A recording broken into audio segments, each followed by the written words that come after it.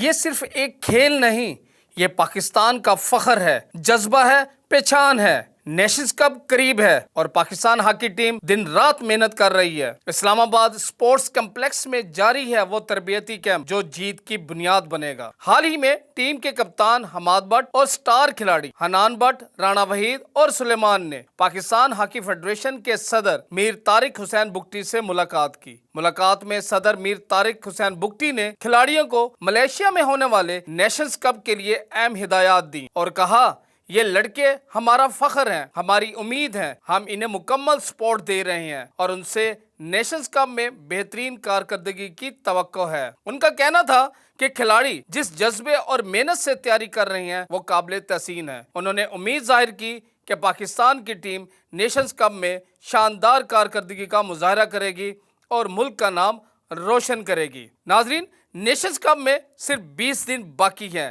لیکن جذبہ وہ آسمان چھو رہا ہے۔ یہ وہ ٹیم ہے جو ملائیشیا صرف کھیلنے نہیں، تاریخ لکھنے جا رہی ہے، کیونکہ ہم ہیں پاکستان ہاکی اور ہم واپس آ رہے ہیں۔